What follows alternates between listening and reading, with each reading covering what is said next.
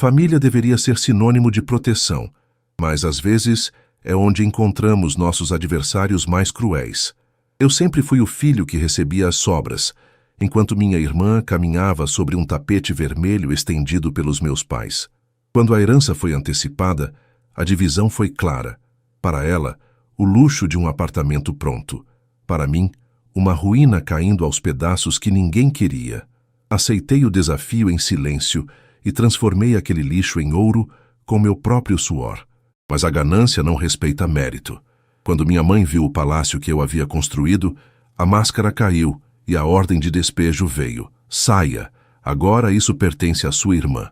O que eles não sabiam é que eu estava passos à frente. Ao chegarem com as caixas de mudança, o que encontraram não foi uma casa vazia, mas uma verdade jurídica e pessoal que faria minha irmã perder a cor do rosto. Esta é a história de como transformei a maior humilhação da minha vida na minha vitória definitiva.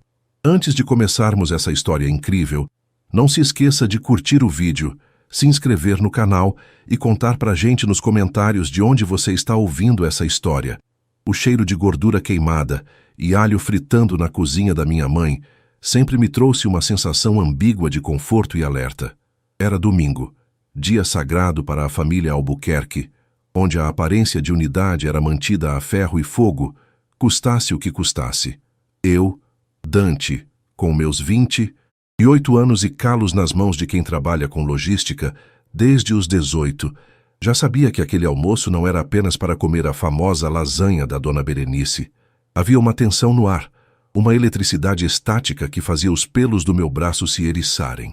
Meu pai, Otávio, estava sentado na cabeceira, limpando os óculos de grau com a barra da camisa social que ele insistia em usar até nos finais de semana, enquanto minha irmã Lorena, 2 anos mais nova, digitava furiosamente no celular, ignorando o mundo ao redor com aquele ar de superioridade que ela aperfeiçoara desde o berçário.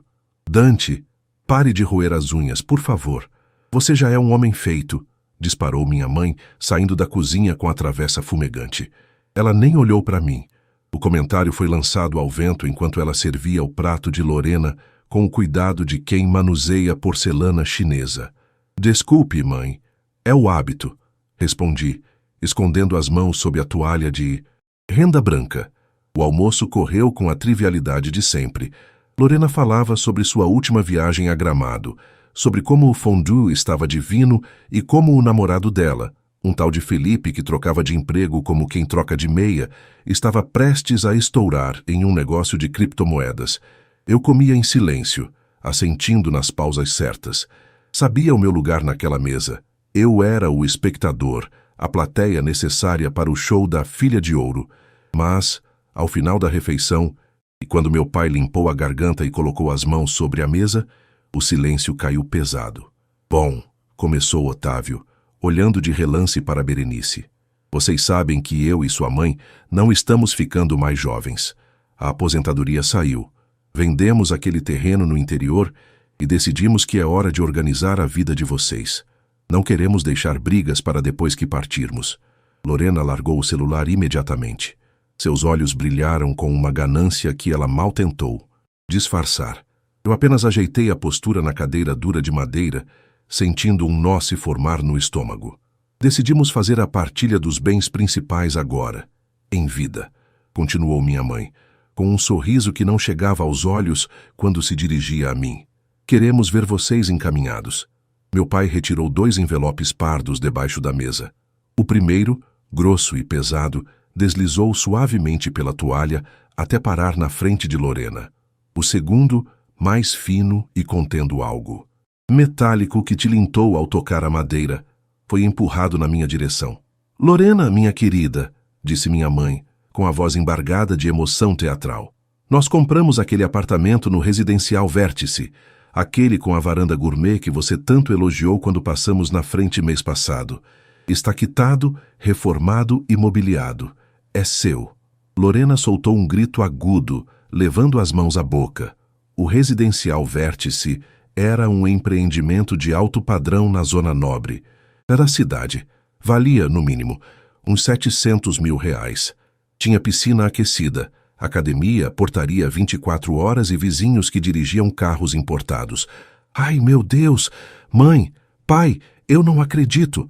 Ela se levantou e correu para abraçá-los, chorando lágrimas que, eu admito, pareciam genuínas de felicidade, mas carregadas da certeza de quem sempre teve tudo. Eu vou ter meu próprio closet. Finalmente! Eu permaneci imóvel.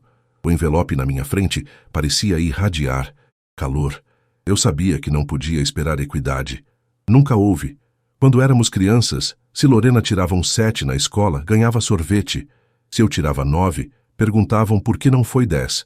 Mas a diferença entre um apartamento de luxo e o que quer que estivesse naquele envelope parecia um abismo intransponível.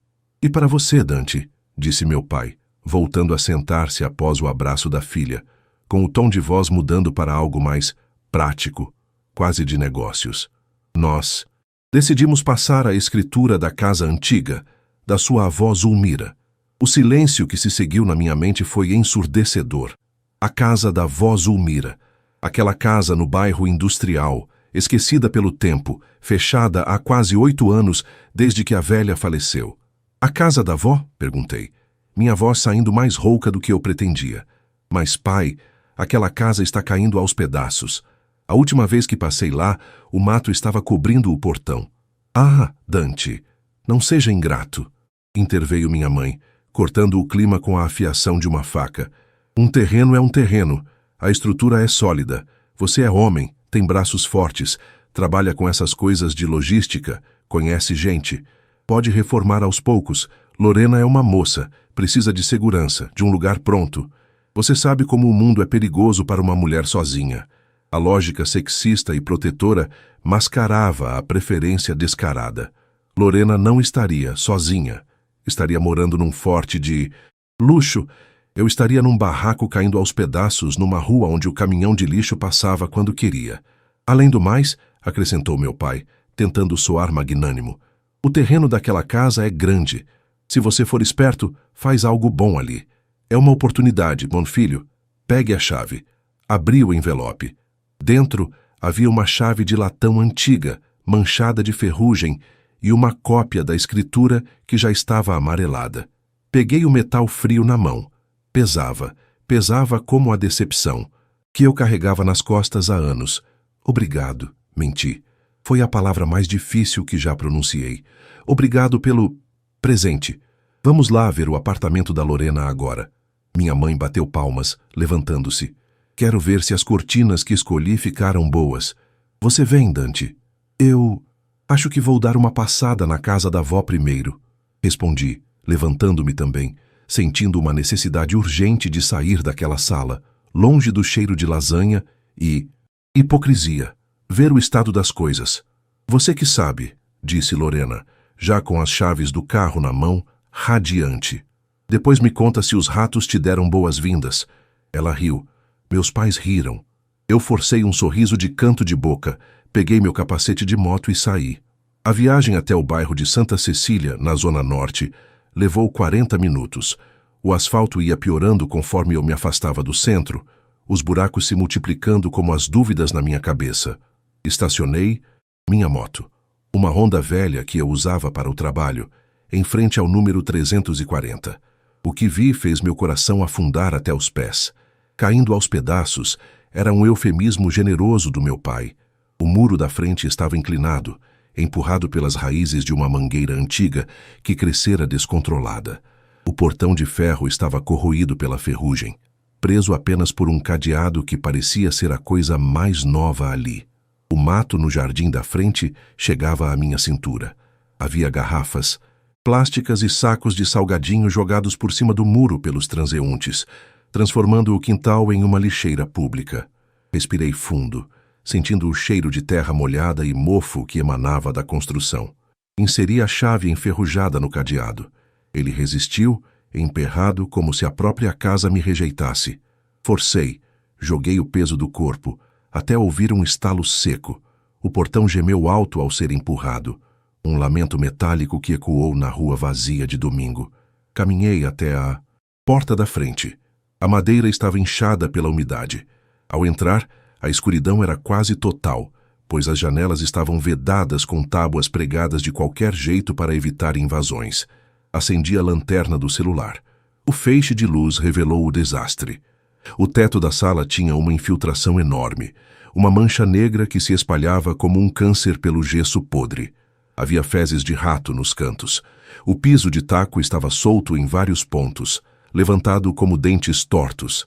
Cozinha? Meu Deus! A cozinha não tinha mais pia, apenas os canos expostos saindo da parede, e o azulejo antigo, rosa bebê, estava encardido de uma sujeira de anos. Fui até o quintal dos fundos. Era enorme. Isso meu pai não tinha mentido. Mas era uma selva. Havia entulho de obras vizinhas jogado ali, restos de tijolos, madeira podre. No fundo, um quartinho de despejo sem telhado parecia me encarar como uma caveira. Sentei-me no degrau da varanda dos fundos, ignorando a poeira que sujaria minha calça jeans. Tirei o celular do bolso e vi uma notificação no grupo da família. Era uma foto. Lorena segurando uma taça de champanhe na varanda envidraçada do apartamento novo, com a vista da cidade ao fundo. A legenda dizia: Deus honra quem é fiel, novo ciclo. A raiva subiu pela minha garganta, quente e amarga. Fiel.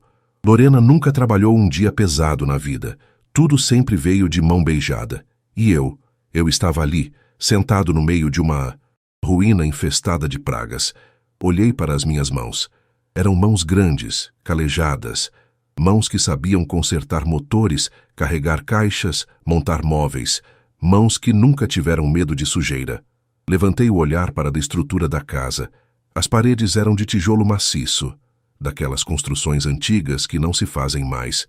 O pé direito era alto. O terreno tinha espaço para uma piscina, uma área de churrasqueira, um jardim de verdade. Uma ideia maluca, perigosa e exaustiva começou a germinar na minha mente. Eles achavam que tinham me dado um problema. Achavam que eu ia vender esse terreno por uma merreca para qualquer construtora e gastar o dinheiro pagando aluguel. Eles me deram lixo, esperando que eu continuasse sendo o coitadinho do Dante, o filho que se contenta com pouco. Levantei-me e chutei um pedaço de telha quebrada. O som estalado me despertou. Quer saber? Falei em voz alta para os ratos e para as paredes mofadas. Vocês não sabem com quem mexeram. Eu ia transformar aquilo. Não para provar algo para eles, ou talvez fosse sim, mas porque era a única coisa que eu tinha. Eu ia pegar aquela ruína e transformá-la em algo que faria o apartamento de porcelanato da Lorena parecer uma caixa de sapatos sem alma. Tirei a camisa, sentindo o sol fraco da tarde nas costas, e comecei a arrancar o mato com as próprias mãos.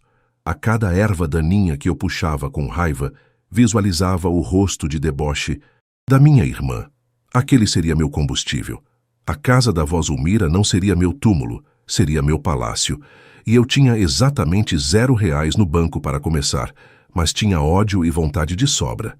A vingança começava agora, e ela teria cheiro de cimento, cal e suor.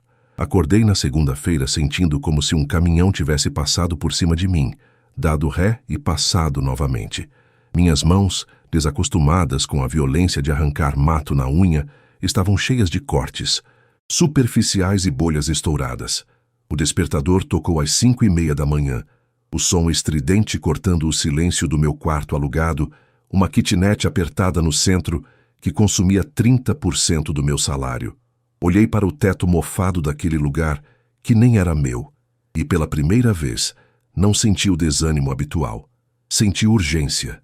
No trabalho, o galpão de logística parecia mais barulhento do que nunca. O bip incessante das empilhadeiras, o cheiro de diesel queimado e o grito dos encarregados se misturavam numa sinfonia de caos industrial. Eu operava a empilhadeira mecanicamente, empilhando pallets de eletrodomésticos que eu jamais poderia comprar, mas minha mente estava longe. Estava na Rua das Acácias, número 340. "Ô Dante, tá dormindo aí, cara? Vai derrubar a carga!" gritou Marcão, um gigante de quase 2 metros que trabalhava comigo no turno. Parei a máquina e respirei fundo. Marcão era o único ali que eu considerava amigo. Ex-pedreiro. Tinha mãos que pareciam pás de escavadeira e um conhecimento prático que valia mais que qualquer diploma de engenharia. No intervalo do almoço, sentei-me com ele num canto do refeitório, abrindo minha marmita de arroz, feijão e uma linguiça murcha. Marcão, preciso de um conselho. Comecei hesitante. Ganhei uma casa. Ele parou com o garfo no meio do caminho, os olhos arregalados. Ganhou? Na loteria? E tá fazendo o que aqui comendo essa boia fria? Maluco? Não é bem assim. Ganhei uma herança antecipada dos meus pais. Só que é a casa velha da minha avó. Tá caindo aos pedaços. Mato, infiltração, telhado podre, o pacote completo do pesadelo. Expliquei a situação, omitindo a parte humilhante sobre o apartamento da Lorena. Não queria piedade. Contei apenas sobre o estado do imóvel e minha falta de dinheiro. Marcão mastigou lentamente, analisando as fotos que eu mostrava no celular. Rapaz, isso aí não é uma casa. Mas é um sítio arqueológico. Ele riu, apontando para a foto do teto preto de mofo. Mas a estrutura é de tijolo maciço. Isso aí aguenta um bombardeio. Hoje em dia fazem prédio com bloco de isopor e gesso. Essa casa tem ossos fortes. O problema é a carne podre em volta. Eu quero reformar, sozinho. Não tenho grana para empreiteira. Marcão me olhou sério, limpando o canto da boca com as costas da mão. Sozinho você morre e a casa fica. Você precisa de estratégia. Primeiro, derruba tudo que tá podre. Não tenha dó. Segundo, telhado. Se não arrumar o telhado, não adianta pintar parede. Terceiro, elétrica e hidráulica. O resto é maquiagem. Você me ajuda? Pedi, sentindo o peso da humilhação de ter que pedir favor.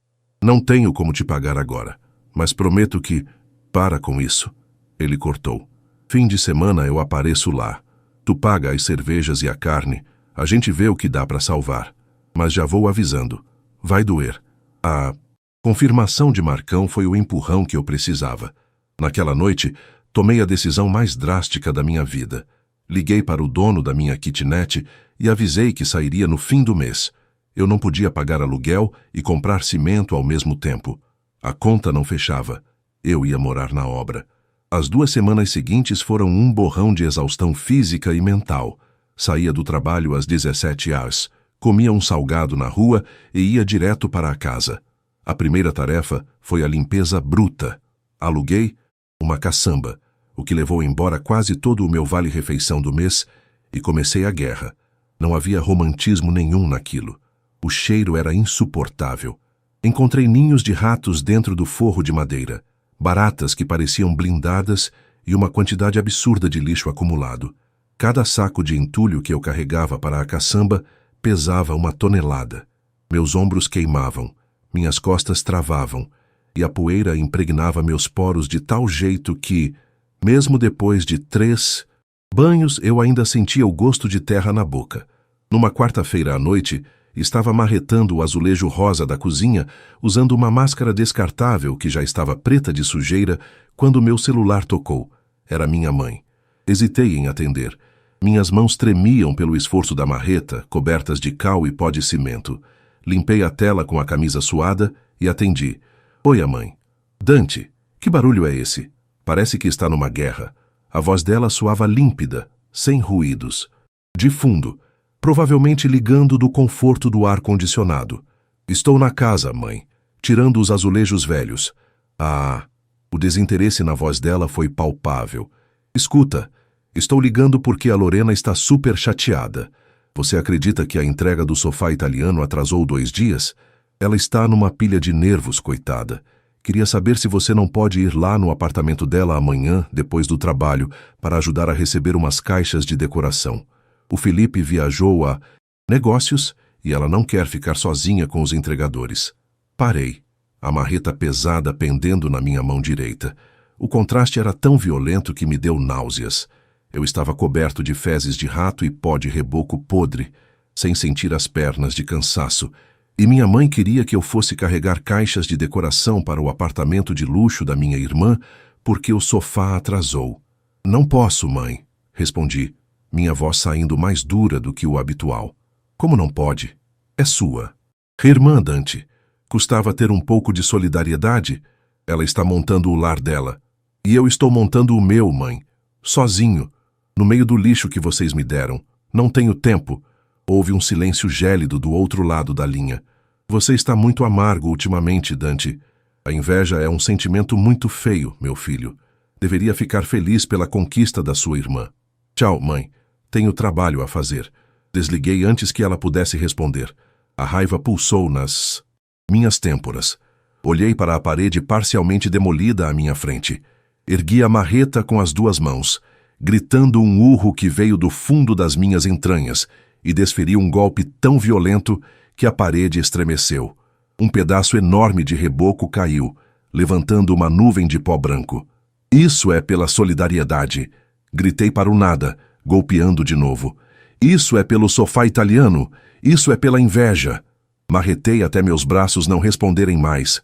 Marretei até as lágrimas de frustração se misturarem com o suor e o pó no meu rosto, criando uma lama cinzenta. Caí sentado no chão sujo, arfando, o coração batendo descompassado. Naquele sábado, o dia da mudança definitiva chegou. Eu não tinha móveis, exceto um colchão de solteiro, uma arara de roupas desmontável e uma caixa com utensílios de cozinha. Marcão apareceu às 8 da manhã com sua caminhonete velha, trazendo 2 caixas de isopor com cerveja e um saco de argamassa, que, segundo ele, tinha sobrado de outra obra. Caraca, moleque, tu trabalhou, hein?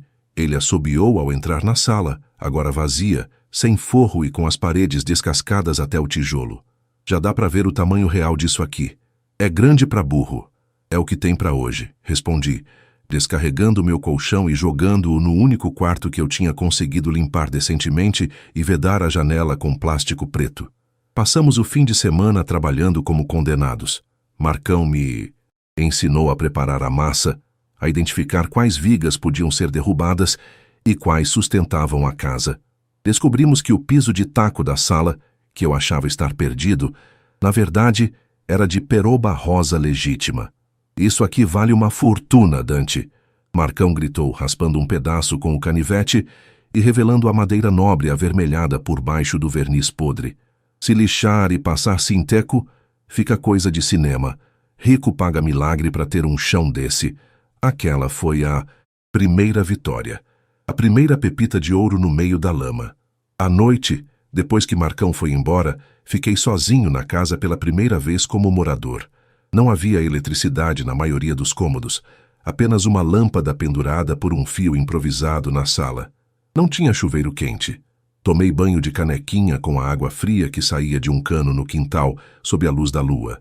Comi um sanduíche sentado no colchão no chão, ouvindo os estalos da casa velha se acomodando com a temperatura da noite. O vento assobiava pelas frestas das janelas mal vedadas. Era assustador. Qualquer um diria que eu estava na pior fase da minha vida. Um sem-teto com teto, dormindo numa ruína. Mas ao deitar a cabeça no travesseiro, senti algo estranho. O cheiro de mofo ainda estava lá, mas agora se misturava com o cheiro de cimento fresco e madeira lixada. Peguei o celular e abri o Instagram. Lorena tinha postado uma foto do seu novo closet organizado por cores. Centenas de curtidas. Bloqueei a tela e joguei o celular longe. Olhei para o teto sem forro, vendo as telhas e as vigas de madeira que eu precisaria trocar. Aquela casa era eu, quebrada, suja, subestimada, mas com uma estrutura que ninguém conseguia ver. Eles achavam que tinham me enterrado aqui. O que eles não sabiam é que eu era uma semente. Fechei os olhos, exausto, mas com um sorriso teimoso nos lábios. Podem esperar, sussurrei. Vocês vão ter que engolir cada tijolo dessa casa. Adormeci com o som de um grilo cantando dentro da sala, sonhando não com pesadelos, mas com paredes brancas, janelas de vidro amplas e um jardim onde a grama não seria mato, mas um tapete verde de vitória. A reconstrução tinha começado. 6 meses. Esse foi o tempo que levei para entender que o cimento não seca apenas com água e areia. Ele seca com paciência e, no meu caso, com a renúncia de qualquer vestígio de vida social. A minha rotina havia se tornado monástica, quase militar. Acordava às 5, trabalhava na logística até às 5 da tarde, engolia um café preto forte o suficiente para ressuscitar um morto e ia direto para a obra. Sábados, domingos e feriados não existiam no meu calendário. O nome disso era obsessão? Talvez. mas eu preferia chamar de sobrevivência. A falta de dinheiro era um fantasma constante, rondando cada decisão. O salário da logística mal cobria o material básico e a comida. Aprendi a viver com arroz, ovo frito e a promoção de carne de segunda do açougue da esquina. Vendi minha televisão, meu videogame antigo e até algumas roupas de marca que não me serviam mais para comprar sacos de argamassa e fios de cobre. Cada centavo era uma gota de sangue que eu injetava nas veias daquela casa. Mas algo curioso aconteceu nesse processo de escassez. Sem grana para o acabamento fino. Aquele porcelanato polido que a Lorena tinha no apartamento dela e que custava o meu. Salário de 1 ano. Fui obrigado a improvisar. E foi no improviso que encontrei a alma da casa. Marcão me deu a ideia numa tarde de sábado, enquanto olhávamos para as paredes descascadas de tijolo maciço que eu tinha levado semanas para limpar. Dante, tu não tem grana para o reboco e para a massa corrida, certo? Ele perguntou, coçando a cabeça suja de pó branco. E se a gente deixasse assim? Passa só um verniz fosco para não soltar pó. Fica, como é que chamam na revista de rico, rústico, industrial, corrigi, lembrando de algumas fotos que vi na internet usando o Wi-Fi do trabalho. Estilo industrial. Aquilo virou minha religião. O que era falta de recurso virou conceito. Arranquei o forro podre e deixei as vigas de madeira do telhado expostas. Lixei-as até a madeira crua aparecer. Tratei contra cupim e passei um verniz escuro. O pé direito da sala, agora sem o forro rebaixado, subiu para quase 4,5 metros. A casa respirou. O que antes parecia uma caverna úmida, agora tinha a amplitude de um loft nova-iorquino, só que encravado na zona norte. A parte elétrica foi outro desafio que virou trunfo. Sem dinheiro para quebrar as paredes e embutir os conduítes novos, comprei tubulação galvanizada externa. Pintei tudo de preto fosco.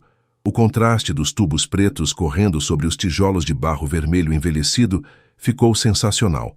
Era agressivo, masculino, moderno. Era a antítese do apartamento clean, bege e asséptico da minha irmã.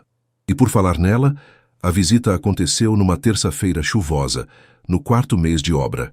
Eu estava no quintal, debaixo de uma lona improvisada, tentando restaurar uma porta de madeira maciça que encontrei numa caçamba de lixo no centro. Estava sujo de lama até os joelhos, barbudo e com olheiras profundas. O portão da frente, que eu já havia consertado e pintado de grafite, bateu. Era o carro da minha mãe, um SUV prata reluzente. Lorena estava no banco do carona. Meu coração acelerou. Não de alegria, mas daquele reflexo condicionado de defesa que desenvolvi ao longo dos anos.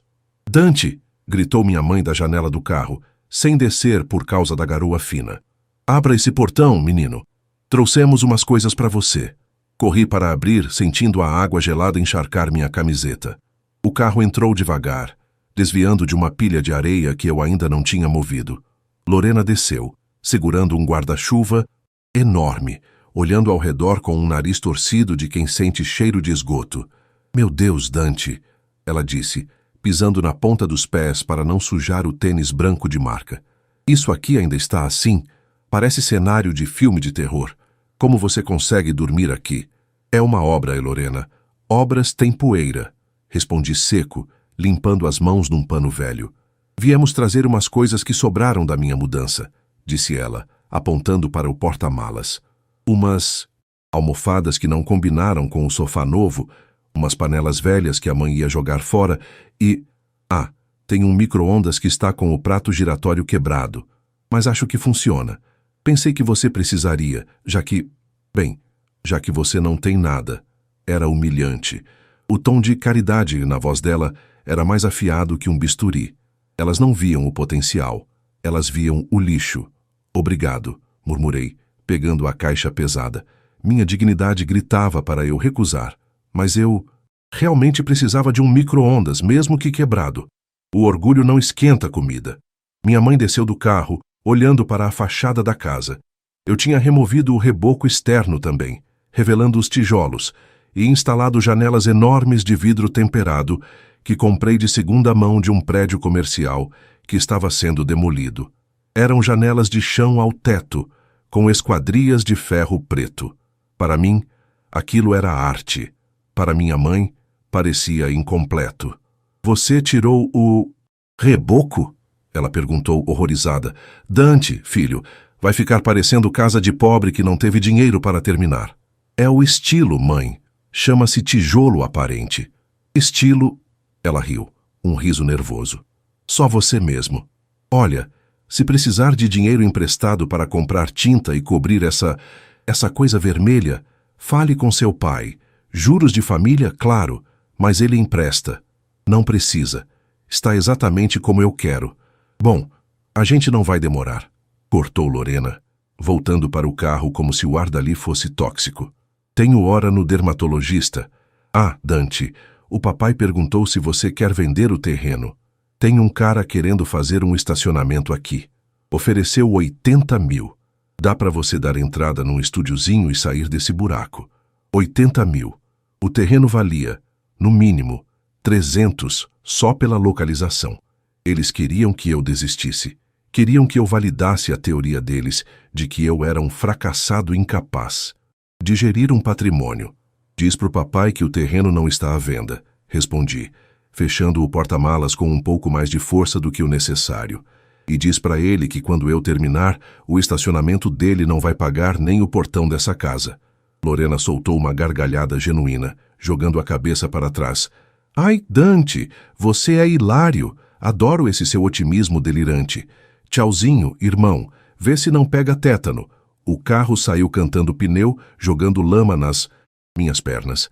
Fiquei ali, parado na chuva, segurando a caixa de doações como se fosse uma bomba relógio. A raiva, que antes era uma chama, agora era um inferno nuclear. Entrei em casa, joguei a caixa num canto e fui para o que seria a sala de estar. A luz da tarde entrava pelas janelas gigantes de vidro recuperado, iluminando o piso de peroba rosa que eu e Marcão tínhamos acabado de restaurar. O brilho da madeira, profundo e avermelhado, contrastava com o rústico das paredes e o preto da estrutura metálica. Era lindo. Era único. Não havia nada parecido no residencial Vértice. Aquilo ali tinha alma, tinha história, tinha o meu suor impregnado em cada fresta. Peguei meu celular e abri o aplicativo do banco. Saldo, R$ 42, fim do mês. Mas eu tinha algo que valia mais que dinheiro. Eu tinha uma visão. Nos 2 meses seguintes, os buracos do Dante, como Lorena carinhosamente apelidou no grupo da família, começou a virar a residência. Albuquerque, a minha versão dela. Foquei na área externa. O matagal dos fundos escondia um tesouro, uma jabuticabeira centenária e um limoeiro carregado. Limpei tudo, nivelei o terreno na enxada, perdi 4 quilos nesse processo e usei os restos de madeira da obra vizinha para construir um deck ao redor da jabuticabeira. Comprei grama esmeralda em promoção, placas soltas que eu mesmo plantei, uma a uma, deixando espaços que preenchi com pedriscos brancos baratos. Instalei luzes amareladas, daquelas de gambiarra chique, cruzando o jardim de um lado ao outro. À noite, quando acendi pela primeira vez, sentei no deck com uma cerveja barata na mão. A luz suave iluminava os tijolos da casa, refletia no vidro das janelas amplas e destacava a beleza da árvore. Parecia uma daquelas casas de revista de arquitetura, daquelas que ganham prêmios por sustentabilidade e retrofit. Eu tinha transformado uma ruína em um oásis urbano. E então, o destino, ou talvez a minha teimosia, decidiu me dar o golpe de sorte final. Eu precisava de móveis. Não podia colocar o sofá velho da minha tia na sala que estava ficando uma obra de arte. Comecei a garimpar em lojas de móveis usados, ferros velhos e leilões de escritório. Encontrei um sofá de couro legítimo, marrom, estilo Chesterfield, num bazar de igreja. Estava rasgado num braço e o dono queria se livrar dele por R$ 200. Comprei. Aprendi no YouTube a costurar. Corite, comprei um kit de reparo e passei 3 noites restaurando aquela peça. Quando terminei, hidratei o couro. Ele ficou com aquela aparência vintage, vivida, que custaria R$ 10.000 numa loja de design. Fiz uma mesa de centro com um pallet industrial lixado e rodas de ferro fundido. Fiz luminárias com garrafas de vidro e filamentos de carbono. Cada peça tinha uma história. Cada canto da casa era uma vitória pessoal contra a mediocridade do pronto para morar. 8º. Esse mês, a casa estava 90% pronta. Faltavam detalhes, mas já era habitável e, modéstia à parte, espetacular. Eu não havia convidado ninguém. Queria que a surpresa fosse total. Mantive o segredo a 7 chaves. No grupo da família, eu apenas respondia: "Tá indo, devagar e sempre." Deixava que pensassem que eu ainda estava vivendo no meio do entulho. Mas a virada real aconteceu numa sexta-feira à tarde. Eu estava terminando de instalar uma torneira gourmet, que comprei, usada, e consertei a vedação na ilha de concreto que eu mesmo moldei na cozinha, quando ouvi batidas no portão. Não eram batidas comuns, eram batidas de autoridade. Sequei as mãos e fui atender. Era um oficial de justiça. Meu coração parou. Será que havia alguma dívida antiga da minha avó? Algum imposto atrasado que meus pais esqueceram de avisar? "Senhor Dante Albuquerque?" perguntou o homem, de terno cinza e pasta na mão. "Sou eu. Tenho uma notificação para o senhor referente ao imóvel." Ele me entregou um papel timbrado. Abri o envelope ali mesmo, na calçada, sob o sol quente. Meus olhos correram pelas linhas jurídicas complicadas até pararem no valor venal reavaliado pela prefeitura para fins de IPTU, devido às melhorias visíveis na fachada e estrutura. A prefeitura tinha passado fazendo o recadastramento aéreo com drones. Eles viram a piscina, que eu tinha feito de alvenaria e azulejo azul petróleo, pequeno luxo que me custou 3 meses de salário, o deck, o paisagismo, a nova área construída. O valor estimado do imóvel, que na partilha constava como terreno baldio com edificação precária, valendo 150 mil pires por, agora estava atualizado. Valor venal estimado: R$850 mil. Eu li de novo: R$850 mil. Um sorriso lento se formou no meu rosto. A casa valia mais que o apartamento da Lorena. Eu havia valorizado o imóvel em quase 500%, com mão de obra própria e garimpo de materiais. Mas a alegria durou pouco, porque se a prefeitura sabia, o carnê do IPTU novo chegaria na casa dos meus pais, que ainda constavam como proprietários legais no sistema antigo, até que eu tivesse dinheiro para registrar a escritura definitiva no cartório, coisa que eu estava adiando para economizar. O papel na minha mão não era apenas uma avaliação, era o estopim de uma guerra. Eles saberiam. E a ganância, eu conhecia bem a minha família. Tenho um faro apurado para dinheiro. Entrei em casa, olhei para o meu palácio de tijolos e concreto e senti um arrepio. A batalha da construção tinha acabado. A batalha pela posse estava prestes a começar. O domingo amanheceu com aquele céu azul límpido que só o outono brasileiro consegue pintar. Eu estava na cozinha, minha obra-prima de concreto queimado e madeira de demolição, preparando o café. O cheiro do pó recém-moído invadia a sala integrada, misturando-se com o aroma suave do verniz fosco que eu havia aplicado no piso de peroba na noite anterior. Pela porta de vidro sanfonada, que ocupava toda a parede dos fundos e estava totalmente aberta, eu via o jardim. A grama esmeralda brilhava com o orvalho, e a jabuticabeira, iluminada pelo sol da manhã, parecia uma escultura viva no centro do deck de madeira. Era a primeira vez em 8 meses que eu sentia paz. Paz de verdade. Não aquela calma tensa de quem espera o próximo boleto, mas a serenidade de quem olha ao redor e vê a materialização do próprio esforço. Marcão viria mais tarde para estrear a churrasqueira de tijolo aparente que construímos. Eu tinha comprado picanha, algo que não comia desde o início da obra. Hoje era dia de celebrar. O interfone tocou. Um som discreto, moderno, que eu instalei na semana passada. Estranhei. Marcão não tocaria o interfone. Ele gritaria: "O de casa", do portão. Sequei as mãos no pano de prato e olhei pelo visor da câmera que conectava ao meu celular. Um Honda HR-V branco estava parado na entrada. Meu estômago deu um nó imediato. Eram eles, meus pais e Lorena. Não os via há quase 3 meses. Minhas desculpas para não ir aos almoços de domingo tinham se esgotado. E eu sabia que uma hora a curiosidade, ou a cobrança do novo IPTU, que certamente chegou na casa deles, Os traria aqui. Respirei fundo, contei até 3 e apertei o botão de abertura do portão automático. O motor deslizou suavemente, sem o gemido enferrujado de antigamente. Esperei na porta pivotante de madeira maciça, 3 metros de altura, restaurada de um casarão demolido no centro. Quando o carro estacionou na vaga de pedriscos brancos, o silêncio que se seguiu ao desligamento do motor foi pesado. Lorena foi a primeira a descer. Ela usava óculos escuros enormes e uma saída de praia, como se estivesse indo para um resort, não para a casa do irmão na zona norte. Ela tirou os óculos devagar, e eu vi o queixo dela cair, literalmente. Não é possível, ouvi ela sussurrar. Meus pais desceram logo em seguida. Minha mãe, Berenice, ajeitou o vestido floral, mas parou no meio do gesto, os olhos varrendo a fachada. Onde antes havia mato e reboco podre, agora havia um jardim minimalista, iluminação de solo projetada nas plantas e uma arquitetura que misturava o industrial com o acolhedor. Oi, família, disse eu, tentando soar casual, apoiado no batente da porta. Vieram para o churrasco? Eles não responderam.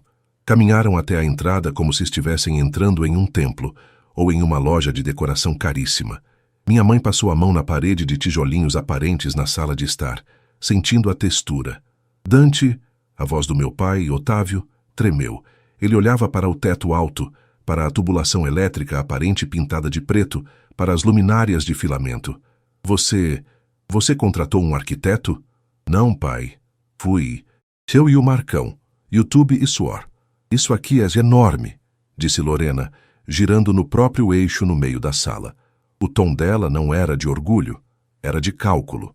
Ela olhava para o espaço aberto, para a cozinha americana com a ilha central. E eu podia ver as engrenagens da inveja girando na cabeça dela. É muito maior que o meu apartamento. O meu living não cabe nem esse sofá. O terreno era grande, vocês sabiam, respondi, servindo água gelada para eles em copos de cristal. Que comprei numa promoção de queima de estoque. Só aproveitei o espaço. Aproveitou?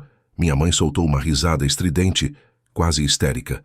Você transformou um chiqueiro numa mansão. De onde veio o dinheiro, Dante? Você está mexendo com coisa errada? Trabalho, mãe. E muita economia. Enquanto a Lorena viajava para a Europa, eu estava aqui lixando o chão até às 3 da manhã. Ela torceu o nariz, ignorando minha alfinetada. E aquela piscina lá fora? Lorena apontou para o jardim, caminhando até o vidro. É aquecida? É. Placa solar que instalei mês passado. Lorena abriu a porta de vidro e foi para o deck. Meus pais a seguiram. Eu fiquei na cozinha, observando a cena. Eles não pareciam felizes por mim. Pareciam ofendidos, como se o meu sucesso fosse um insulto pessoal às escolhas deles, como se eu tivesse violado uma lei natural, onde Dante é o coitado e Lorena é a princesa. Eles cochicharam algo lá fora. Vi meu pai gesticular, apontando para a casa e depois para Lorena. Minha mãe assentiu, com aquela expressão séria de quem decide o destino de nações. Lorena cruzou os braços, fazendo um beicinho que eu conhecia desde a infância. O beicinho de eu quero. Voltaram para a sala. O clima tinha mudado. A temperatura caiu uns 10 graus, apesar do sol lá fora. Sentem-se, por favor, disse meu pai, indicando a mesa de jantar de madeira maciça e ferro que eu tinha construído. Ele sentou, na cabeceira, a minha cabeceira. Sentei-me de frente para ele, sentindo o músculo da minha mandíbula travar. Algum problema? Dante, recebemos uma notificação da prefeitura essa semana. Começou meu pai, tirando um papel dobrado do bolso da camisa. Sobre a reavaliação venal do imóvel. Eu imaginei. O valor subiu. Subiu? Lorena riu, debochada. Triplicou, Dante. Essa casa agora vale quase 900 mil reais. O meu apartamento vale 700. E olhe lá, porque o mercado imobiliário deu uma esfriada na Zona Sul. E qual o problema? Perguntei, mantendo a voz calma, embora meu coração estivesse batendo como um tambor de guerra. Valorizei o patrimônio. Isso é bom. É bom. Mas gera um desequilíbrio, disse minha mãe, cruzando as mãos sobre a mesa. Ela usava aquele tom suave e venenoso que reservava para os momentos em que queria manipular a realidade. Filho, quando dividimos os bens, a intenção era ser justo. Apartamento pronto para sua irmã e um terreno difícil para você. Mas agora a balança pendeu demais para o seu lado. Não é justo com a Lorena. Não é justo? Eu ri, incrédulo. Eu peguei uma ruína. Eu carreguei entulho nas costas. Eu criei esse valor. Mas o terreno foi nós que demos, gritou Lorena, batendo a mão na mesa. O capital inicial foi do papai e da mamãe. Sem o terreno, você não teria nada. E outra, Dante, o meu apartamento, ele tem problemas. A vizinha de cima anda de salto alto a noite toda. A varanda pega sol da tarde e esquenta demais. E o condomínio é um absurdo de caro. Eu não estou feliz lá. Eu preciso de espaço. O Felipe e eu estamos pensando em ter um cachorro, talvez um filho. Aqui seria perfeito. Olhei para ela, atônito. A audácia era tanta que eu quase admirei. Você está sugerindo que eu troque de casa com você? É isso? Meu pai limpou a garganta.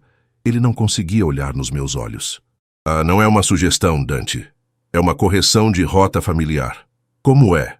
A escritura definitiva, disse meu pai, a voz baixa.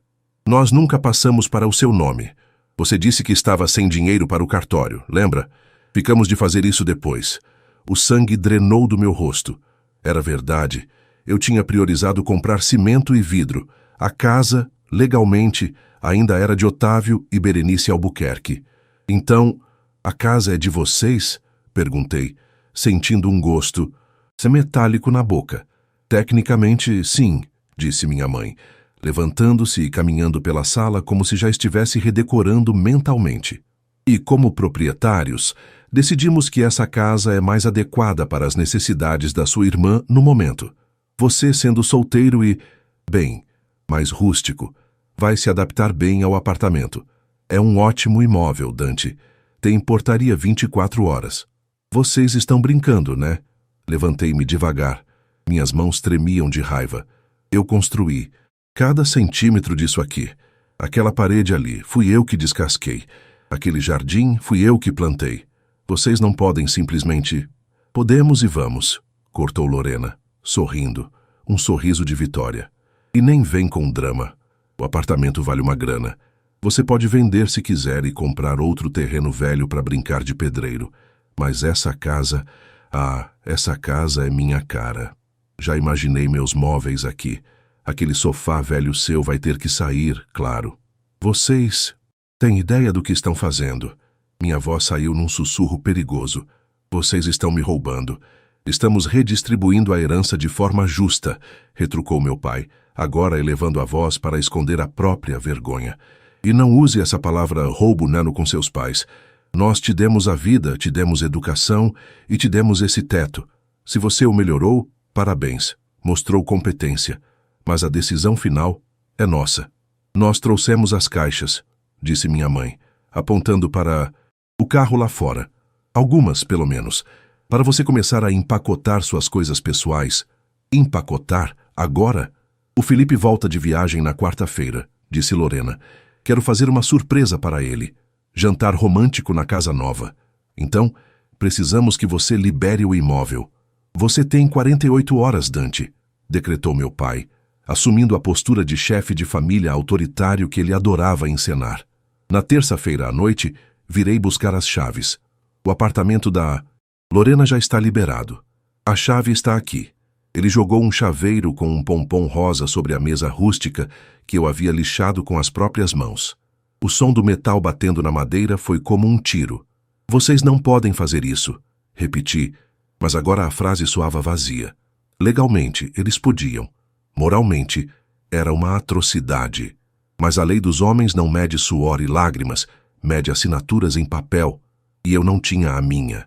Terça-feira, Dante, reforçou minha mãe, caminhando para a saída. Não faça cenas. Somos uma família decente. Deixe a casa limpa, né, por favor. Não quero chegar aqui e encontrar poeira de obra. Lorena me lançou um último olhar. Não era pena. Era desprezo misturado com satisfação. Tchau, maninho.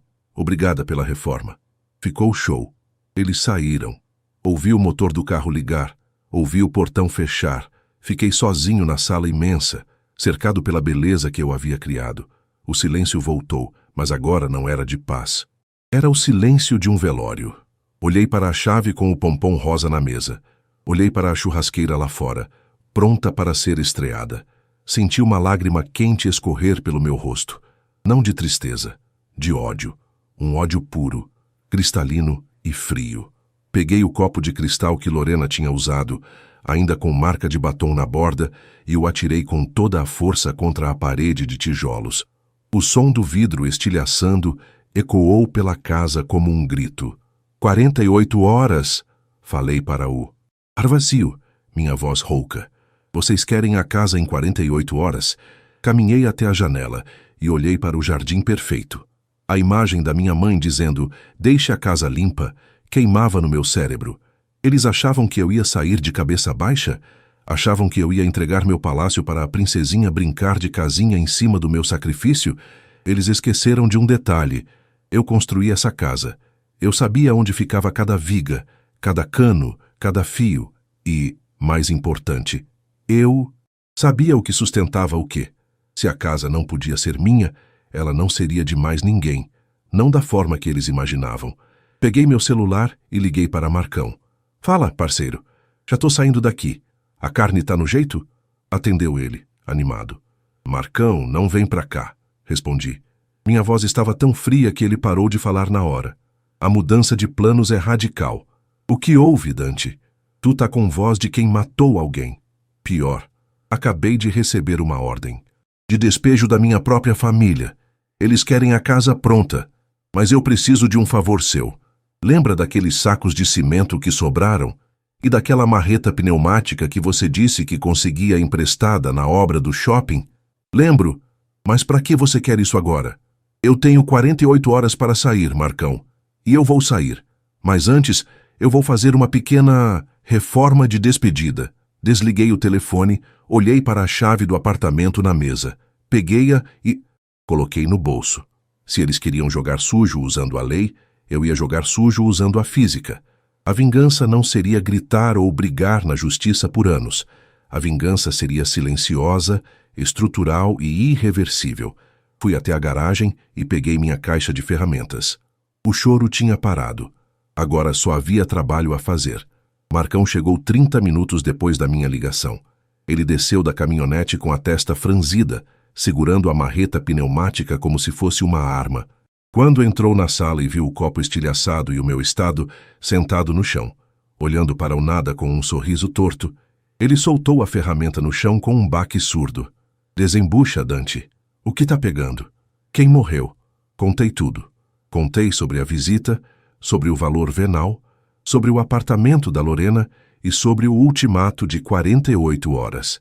A cada frase, o rosto de Marcão mudava de confusão para incredulidade, e de incredulidade para uma fúria silenciosa que espelhava a minha. Ele, que me viu sangrar naquela obra, sabia o custo real de cada tijolo. Eles querem a casa pronta? Marcão perguntou, cruzando os braços grossos como troncos. Querem o filé mignon depois de terem te dado o osso roído? É isso. E, legalmente, a casa é deles. A escritura está no nome do meu pai. Se eu ficar, a polícia me tira. E o que você vai fazer? Vai entregar? Ele me olhou com desafio. Levantei-me, sentindo a adrenalina limpar o cansaço das minhas veias. Vou entregar exatamente o que eles me deram, Marcão. Eles me deram um terreno e uma estrutura velha. O resto é meu. O vidro, o piso tratado, a fiação, o paisagismo, a hidráulica nova, tudo isso é benfeitoria minha, e eu vou levar comigo, ou destruir o que não puder levar. Marcão abriu um sorriso lento, perigoso. Ele entendeu. Desconstrução reversa. Eu gosto. Mas temos pouco tempo. Temos o domingo todo, a segunda inteira e amanhã de terça. O caminhão de mudança da Lorena chega terça às 2 da tarde. Então para de choramingar e pega a talhadeira. Vamos fazer barulho. Começamos pelo jardim. Era a parte que mais me doía, mas era necessária. A grama esmeralda, que eu havia plantado em placas, ainda não tinha enraizado profundamente no solo compactado. Enrolamos cada metro quadrado como se fossem tapetes verdes e jogamos na caçamba da caminhonete do Marcão. O que sobrou foi a terra nua, revirada, feia. O deck, de madeira ao redor da jabuticabeira, foi desmontado tábua por tábua. A madeira era tratada, cara. Eu não ia deixar para a Lorena tomar sol e beber spritz em cima do meu suor. Arranquei os pregos com raiva, deixando os buracos expostos no solo. A árvore, antes a rainha do quintal, agora parecia solitária no meio de um lamaçal. Quando a noite caiu, entramos na casa. A iluminação cênica do jardim já não existia. Liguei o refletor de obra, aquela luz branca e dura que revela todas as imperfeições. O vidro, apontei. As janelas temperadas valem 5.000 cada uma. Desparafusamos as esquadrias de alumínio preto. O som da parafusadeira ecoava na sala vazia. Com cuidado cirúrgico, removemos os vidros gigantes. Sem eles, o vento noturno entrou uivando, trazendo folhas secas e poeira para dentro da sala. A casa começou a perder a alma, voltando a ser a carcaça fria que eu encontrei meses atrás. Mas o verdadeiro golpe, a assinatura da minha vingança, viria na estrutura. Marcão, lembra daquele saco de cimento rápido? Perguntei, olhando para o banheiro principal. Aquele que a Lorena provavelmente usaria para seus banhos de espuma. O de secagem ultra rápida? Lembro. Prepara uma massa bem líquida. Fui até o vaso sanitário, que eu ainda não tinha retirado. Dei descarga para garantir que o fluxo estava normal. Enquanto a água descia, despejei a mistura de cimento líquido e areia fina direto no cano de esgoto principal. Você é o diabo, moleque. Marcão riu, nervoso, enquanto via a massa cinzenta desaparecer cano abaixo. Isso vai secar na curva do encanamento lá embaixo. Vai virar uma pedra. Exatamente. Quando ela der a primeira descarga, vai voltar tudo. E para desentupir, vão ter que quebrar o piso do banheiro, o contrapiso da sala e talvez até a calçada da rua. Vão ter que refazer todo o esgoto que eu fiz com tanto carinho. Aquilo era mesquinho? Sim. Mas lembrar da cara da minha mãe dizendo, deixe a casa limpa, me dava a justificativa moral que eu precisava.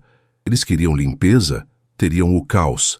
Na segunda-feira, a exaustão física era brutal, mas a raiva funcionava como um estimulante. Eu não fui trabalhar na logística. Liguei dizendo que estava doente, o que não era de todo mentira, já que a febre do ódio me consumia. Focamos na parte elétrica. Subi na escada e cortei os fios principais rente à parede, puxando toda a fiação nova de cobre que passava pelas tubulações externas. O cobre vale ouro no ferro velho. Enrolei os quilômetros de fio, deixando apenas os conduítes vazios, pretos e ocos, pendurados como tripas mortas nas paredes de tijolo. E o piso de peroba? Perguntou Marcão, olhando com tristeza para o chão brilhante que havíamos restaurado. Não dá para tirar sem quebrar. É colado e pregado. Olhei para a madeira nobre. Era linda. Deixar aquilo para a Lorena era um crime.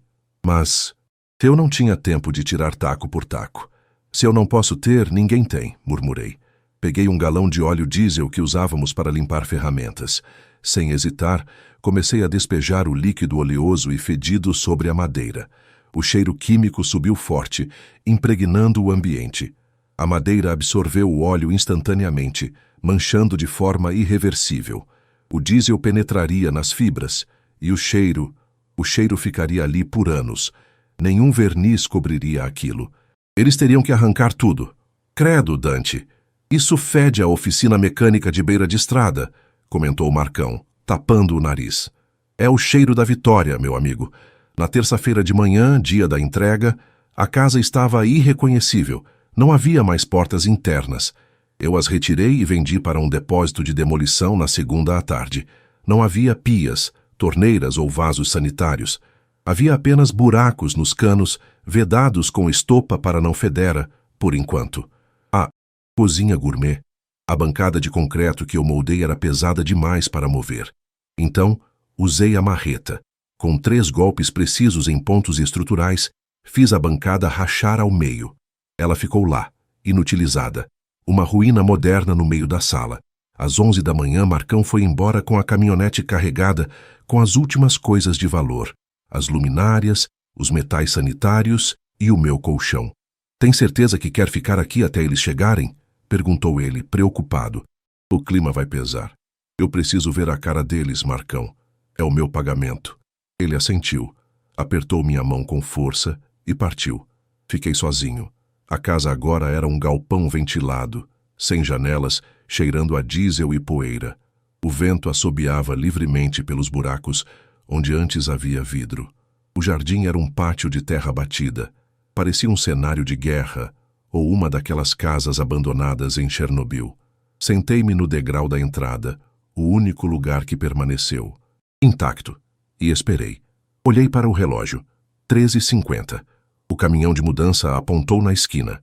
Era um caminhão grande, baú fechado, com o logotipo de uma empresa cara de mudanças. Logo atrás, o Honda HR-V dos meus pais e o carro esportivo do Felipe, o namorado da Lorena. Meu coração batia lento e pesado. Não havia mais nervosismo, apenas uma calma gelada. Eu tinha executado o plano com perfeição. O caminhão parou.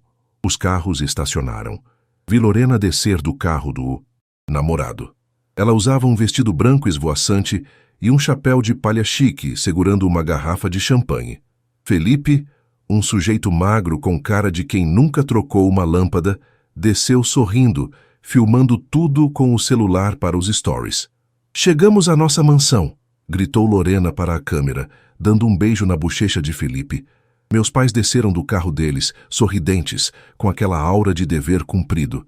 Eu me levantei devagar, limpando a poeira da calça. Jeans? Caminhei até o portão, que agora estava sem o motor elétrico.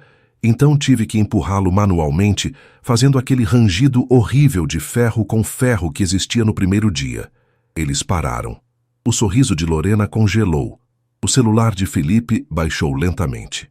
Da rua, a primeira coisa que viram foi a ausência das janelas. Os buracos negros na fachada encaravam a rua como olhos vazios de uma caveira. Depois, viram o jardim de terra revirada, a jabuticabeira, solitária no meio da lama. O que aconteceu aqui?" perguntou minha mãe, a voz falhando, levando a mão ao peito. "Dante?" Meu pai deu um passo à frente, os olhos arregalados de choque. "Onde estão as janelas? Onde está a grama?" Abri o portão completamente fazendo um gesto teatral de boas-vindas. "Vocês pediram a casa", disse eu, minha voz ecoando na rua silenciosa. "A casa está aí, a estrutura, o terreno e as paredes. Exatamente o que vocês me deram." Lorena correu para dentro, ignorando a lama que sujou seu salto alto. Ouvi o grito dela vindo da sala segundos depois. Um grito agudo, de horror puro. "O piso, o cheiro, mãe, a minha casa!" Caminhei tranquilamente até a calçada, passando pelos meus pais que estavam paralisados, pálidos como cera. Felipe olhava para a fachada destruída sem entender nada. "O que você fez, seu marginal?" gritou meu pai, recuperando a voz e vindo na minha direção com o dedo em riste. "Você destruiu o patrimônio da família. Vou chamar a polícia." "Pode chamar", respondi sem recuar 1 milímetro. Tirei do bolso as notas fiscais. Um maço grosso de papéis que eu tinha separado cuidadosamente. Aqui estão as notas de tudo o que eu retirei. Vidros, fiação, metais, paisagismo, tudo comprado com o meu CPF e o meu dinheiro. O que é meu, eu levei. O que é de vocês, eu deixei. A casa está íntegra, pai. Paredes e telhado. Como você disse, um terreno é um terreno. O grito de Lorena ficou mais alto. Ela saiu da casa correndo, chorando, o rímel escorrendo pelo rosto. O cheiro de diesel saía pela porta aberta atrás dela como uma nuvem tóxica. "Ele jogou óleo em tudo. Está tudo arruinado. Não tem luz, não tem água." Ela berrava, batendo os pés na calçada. "Felipe, faz alguma coisa. Ele destruiu meu sonho." Felipe me olhou, assustado.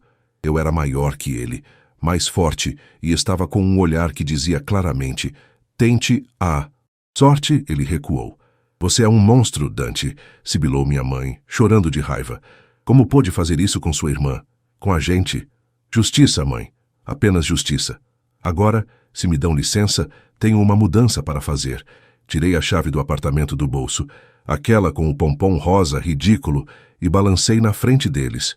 "O apartamento da Lorena tem escritura no nome de quem?" perguntei, sabendo a resposta. "No meu", disse meu pai, confuso. "Ótimo. Vocês me deram a chave. Vocês disseram na frente de testemunhas que era uma troca, correção de rota familiar, se não foi? Pois bem, estou indo para a minha nova casa. Espero que a Lorena goste do estilo rústico, muito rústico. Virei as costas e caminhei em direção à minha moto, deixando para trás o choro histérico da minha irmã e o desespero dos meus pais. Mas eu sabia que o show ainda não tinha acabado. Eles ainda não tinham tentado usar o banheiro. A vingança não era apenas um prato que se come frio.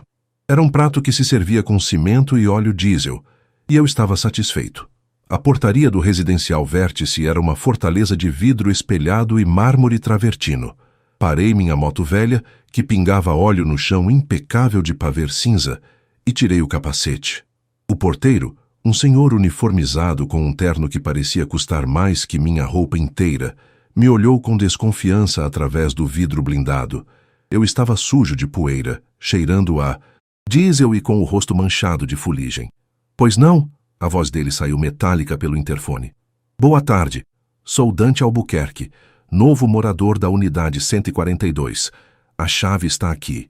Levantei o chaveiro com o pompom rosa ridículo, sentindo o peso da ironia na minha mão. Ele conferiu algo no computador, provavelmente a autorização que minha mãe, na sua arrogância de quem achava que tudo correria conforme o script dela, já devia ter deixado para facilitar a mudança da Lorena e a minha entrada triunfal no mundo dos civilizados. O portão de ferro pesado deslizou silenciosamente. Entrei. O contraste era violento. Enquanto a casa da Zona Norte tinha o som dos pássaros e o barulho distante do trânsito, aqui o silêncio era absoluto, quase artificial. O elevador subiu suavemente até o 14º andar. O corredor tinha cheiro de essência de bambu e o carpete abafava meus passos pesados de bota de obra. Abri a porta do apartamento. O ar-condicionado central estava ligado, mantendo o ambiente numa temperatura ártica de 18 graus. Meus olhos demoraram para se acostumar com a brancura.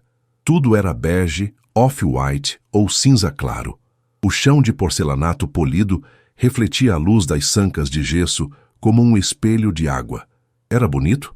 Sim, de um jeito asséptico, como a sala de espera de uma clínica de estética caríssima. Não tinha alma, não tinha história. Joguei minhas chaves sobre o aparador de laca branca e fui direto para o banheiro da suíte. Precisava tirar o cheiro de diesel da pele. O chuveiro era uma ducha quadrada de teto, cromada, enorme. A água caiu quente e abundante. Enquanto eu me ensaboava, tirando a craca de 2 dias de demolição, minha mente vagou para o que devia estar acontecendo na Rua das Acácias, número 340. Eu conseguia visualizar a cena. Lorena tentando ligar a luz e descobrindo que os interruptores eram apenas enfeites em buracos na parede. Meu pai tentando argumentar com o motorista do caminhão de mudança, que certamente se recusaria a descarregar móveis caros num lugar sem janelas e cheio de poeira. E minha mãe estaria percebendo que a limpeza que ela pediu foi levada ao pé da letra. Eu limpei tudo, até o que não devia. Saí do banho, vesti uma roupa limpa que eu tinha deixado na mochila e fui até a varanda gourmet. A vista da cidade era impressionante, mais fria. Prédios e mais prédios. Peguei meu celular. 114. Chamadas perdidas. 60 mensagens no WhatsApp. O nome pai piscava na tela naquele exato momento. Respirei fundo. Peguei uma garrafa de água mineral com gás da geladeira de inox da Lorena, que estava abastecida, claro, e atendi. Alô? Seu moleque desgraçado. O grito do meu pai foi tão alto que precisei afastar o celular do ouvido.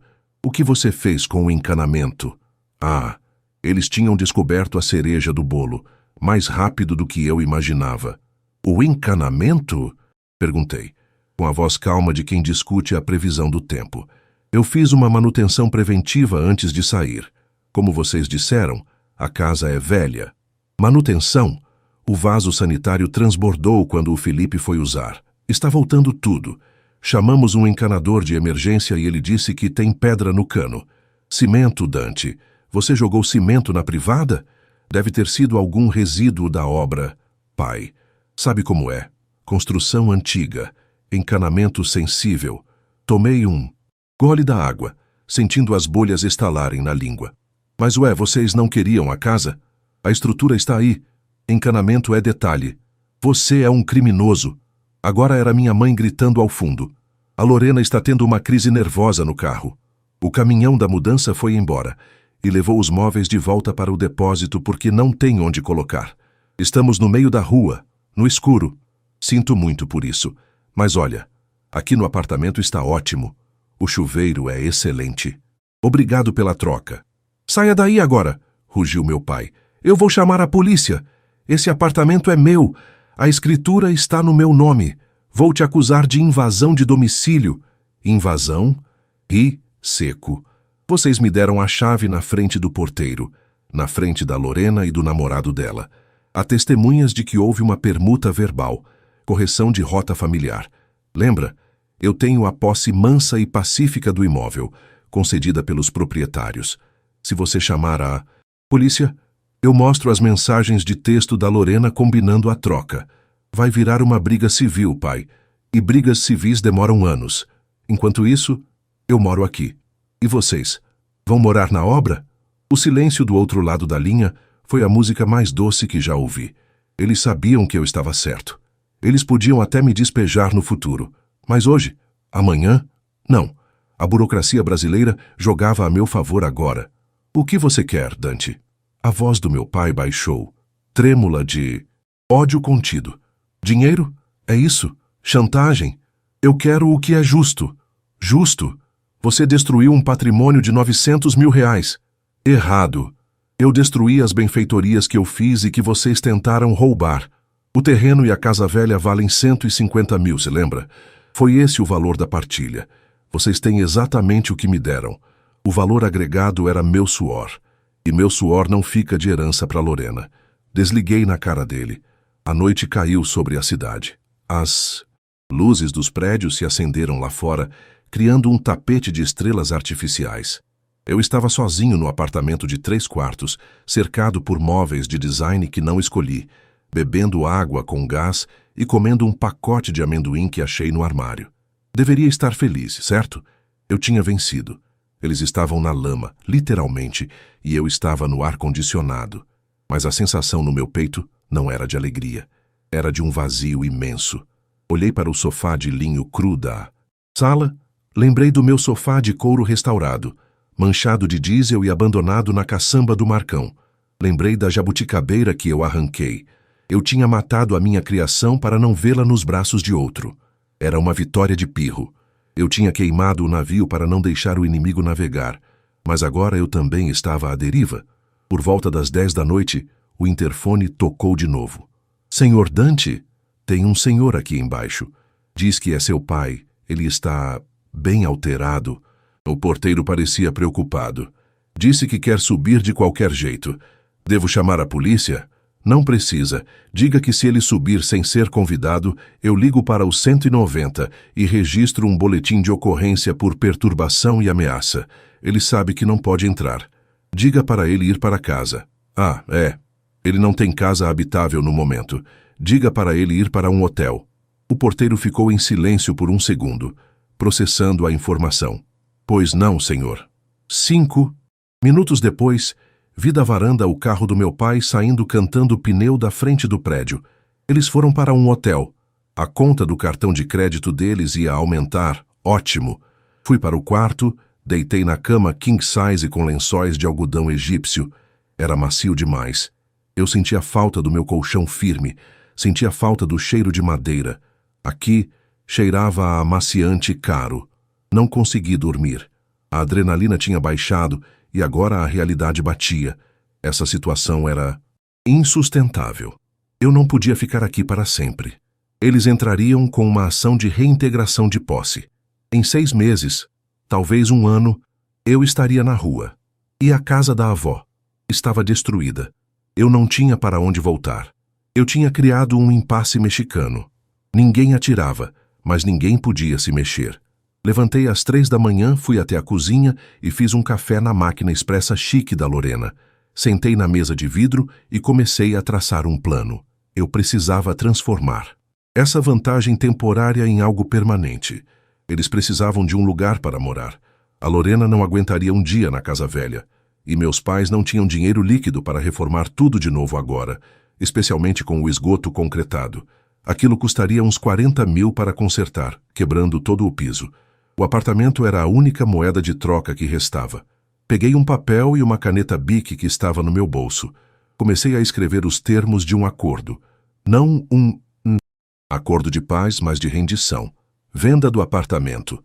O imóvel seria vendido imediatamente. Divisão. O dinheiro seria dividido, não meio a meio. Eu queria a parte que correspondia à valorização que eu gerei na casa e que eles tentaram tomar. A casa velha. Eles ficariam com o terreno. Podiam vender para o tal estacionamento por 80 mil. Eu não queria mais ver aquele lugar. Estava contaminado pela ganância deles. Era um plano arriscado. Eles eram orgulhosos. Mas o desespero é um ótimo negociador, e eles estavam desesperados. Quando o sol nasceu, tingindo o céu de laranja por trás dos arranha-céus, eu estava pronto. Tomei um banho frio para acordar.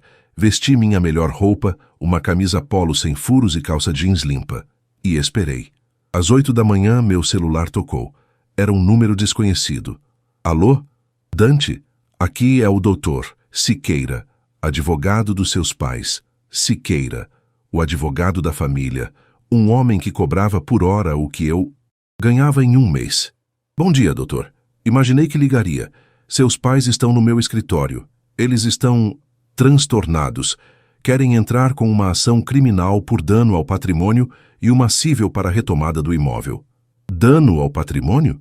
Falei calmamente, embora meu coração acelerasse. Eu tenho as notas fiscais de tudo que retirei. Eram meus bens. E sobre o dano estrutural, bom, vai ser difícil provar que não foi um acidente durante uma reforma amadora. Não acha? E sobre o apartamento, eu tenho testemunhas da permuta. O senhor sabe que isso vai se arrastar na justiça por anos. E enquanto isso, onde a princesa Lorena vai morar? Houve uma pausa do outro lado. O advogado sabia que eu tinha um ponto. A justiça é lenta e cara. O que você propõe, Dante? Para encerrarmos isso hoje. Sem polícia, sem juiz. Sorri. Era exatamente o que eu queria ouvir.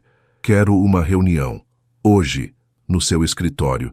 Leve os contratos de compra e venda. Vamos resolver isso como homens de negócios, já que como família nós falhamos miseravelmente. Às 10 horas. Estarei lá. Desliguei o telefone e olhei para o apartamento uma última vez. Era bonito, sim, mas era uma gaiola dourada. Eu não queria morar ali. Eu não queria ser vizinho de gente que me olhava torto no elevador. Eu queria o meu lugar. E agora eu tinha as cartas para conseguir. Peguei as chaves com o pompom rosa. Elas eram meu passaporte para a liberdade. Saí do apartamento, tranquei a porta e chamei o elevador. A vingança tinha acabado. A negociação estava apenas começando, e dessa vez eu não sentaria na ponta da mesa. Eu sentaria na cabeceira. O escritório do Dr. Siqueira ficava no 20º andar de um prédio comercial no centro, com vista para o mar de concreto que era a cidade. O ar-condicionado estava gelado, mas o suor na testa do meu pai era visível assim que entrei na sala de reuniões. Ele, minha mãe e Lorena estavam sentados de um lado da mesa oval de mogno. Eu me sentei do outro, sozinho. O advogado, um homem calvo com óculos de aros grossos, presidia a mesa na cabeceira, como um árbitro prestes a apitar uma luta de boxe. O silêncio era espesso, quase sólido. Lorena tinha os olhos inchados e vermelhos, a maquiagem borrada de quem chorou a noite toda no quarto de um hotel impessoal. Minha mãe segurava uma bolsa de grife no colo com tanta força que os nós dos dedos estavam brancos. Bom dia, disse eu, colocando as chaves com o pompom rosa sobre a mesa. O tilintar do metal foi o único som na sala. Você tem coragem de aparecer aqui depois do que fez? Sibilou minha mãe. A voz dela tremia de raiva contida. Você é um vândalo, Dante. Destruiu o futuro da sua irmã. Correção. Eu desmontei o meu passado, respondi, recostando-me na cadeira de couro, e devolvi o futuro dela para as mãos de vocês.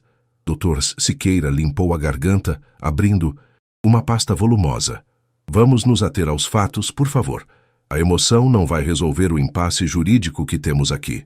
Senhor Otávio e Senhora Berenice alegam dano ao patrimônio e invasão de propriedade. O senhor Dante alega permuta verbal e retirada de benfeitorias próprias. Não foi permuta. gritou Lorena. Ele roubou a chave. Vocês me deram a chave. Cortei, olhando fixamente para ela. Na frente do porteiro. Há registros de áudio e vídeo na portaria do residencial. Vértice. Se formos para o tribunal, vou pedir essas gravações e vou pedir as notas fiscais de todo o material que estava na casa da Zona Norte. O juiz vai ver que 80% do valor da casa era investimento meu. O encanamento... Meu pai falou, a voz rouca. O encanamento está concretado, Dante. O pedreiro que foi lá hoje de manhã disse que precisa quebrar todo o piso da sala e do banheiro para refazer. Isso não é retirada de benfeitoria. Isso é sabotagem. É uma pena, disse eu sem piscar. Construções antigas têm problemas estruturais graves. Talvez o cimento estivesse velho nos canos. Difícil provar quem jogou o que e quando. Mas o fato é, a casa está inabitável. O apartamento está habitável. E eu estou nele. Nós queremos o apartamento de volta, exigiu minha mãe. E eu quero a minha parte da herança de volta. A parte justa. Dr. Siqueira interveio novamente, olhando para os meus pais com um olhar pragmático de quem cobra. Honorários caros. Otávio que a Berenice, sendo realista com vocês, uma ação de reintegração de posse, considerando que ele tem a chave e alega permuta, pode levar de 6 meses a 2 anos. Uma ação criminal por dano ao patrimônio exige perícia, testemunhas. É lento. 2 anos? Lorena arregalou os olhos. E onde eu vou morar? Naquele lixo cheio de óleo diesel? Exatamente, confirmei. A não ser que cheguemos a um acordo agora. O que você propõe? Perguntou o advogado, girando a caneta entre os dedos. Tirei um papel dobrado do bolso. Era o rascunho que eu tinha feito na madrugada, polido e simplificado. É simples. O apartamento vale 700 mil reais. A casa velha, no estado atual de destruição e com o terreno, vale uns 150 mil. O patrimônio total que vocês anteciparam é de 850 mil. A metade justa seria 425 para cada. Você quer dinheiro? Meu pai riu com escárnio. Não temos 400 mil líquidos agora. Nosso dinheiro está aplicado em previdência privada. Eu sei. Por isso a solução é a venda. Apontei para a chave na mesa. Vendam o apartamento, imediatamente, pelo preço de mercado ou um pouco abaixo para vender rápido. Do valor da venda, eu quero 350 mil reais. À vista. O restante fica com a Lorena, mais a posse da casa velha. Você está louco, gritou Lorena. Eu fico com a casa podre e... uma merreca do apartamento. Você fica com a casa que queria tanto, lembrei a ela. E com dinheiro suficiente para reformar o encanamento e tirar o cheiro de diesel, se souber administrar. Eu abro mão de 75 mil reais da minha parte teórica para compensar o tal dano no esgoto e facilitar o acordo.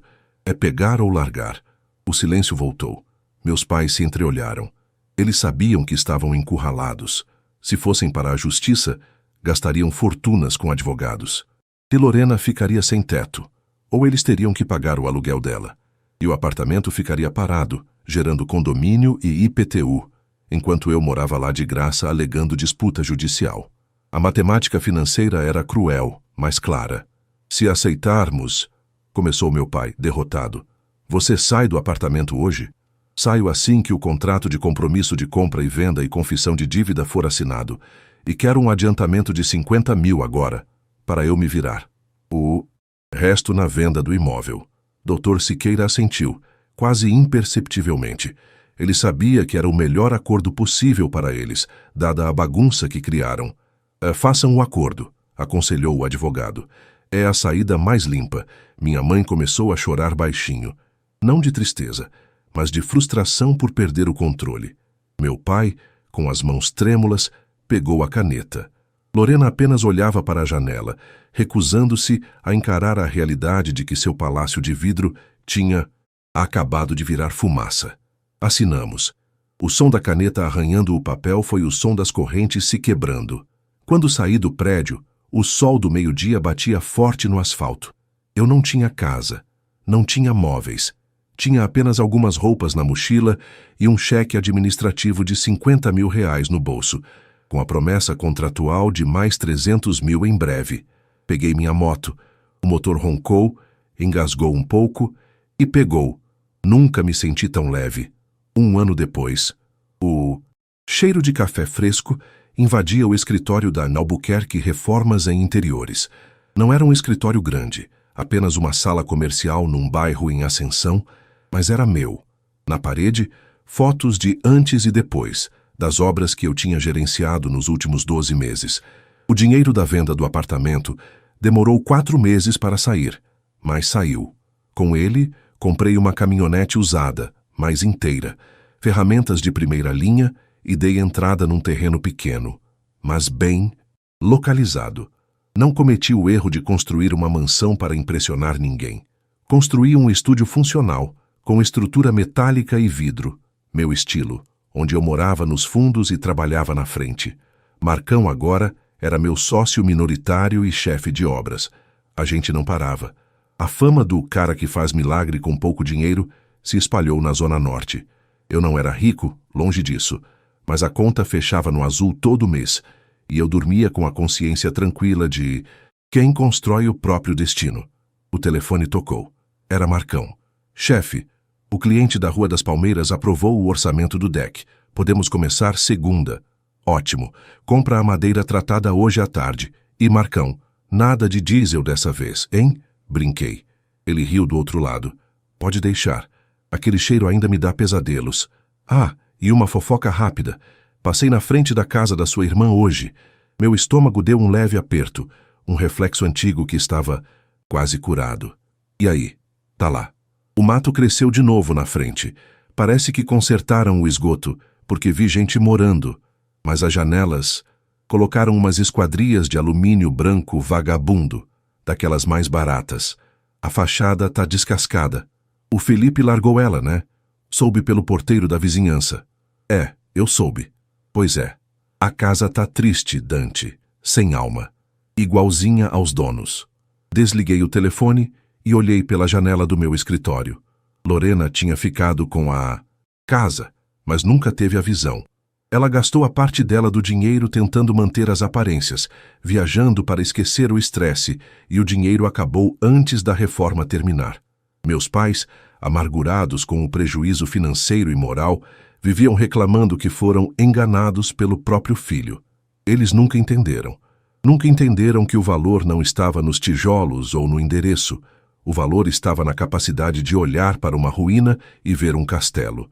E, mais importante, na força de vontade para levantar cada parede com as próprias mãos. Eles ficaram com a herança. Eu fiquei com o aprendizado. Fechei a pasta do novo projeto, apaguei a luz e saí. O sol estava se pondo, pintando o céu de laranja e roxo. Montei na minha caminhonete nova, com o logotipo da minha empresa na porta. Liguei o rádio. Uma música qualquer tocava, mas para mim soava como uma sinfonia. A vingança tinha sido doce, mas a liberdade era o prato principal. Eu estava apenas no primeiro gole.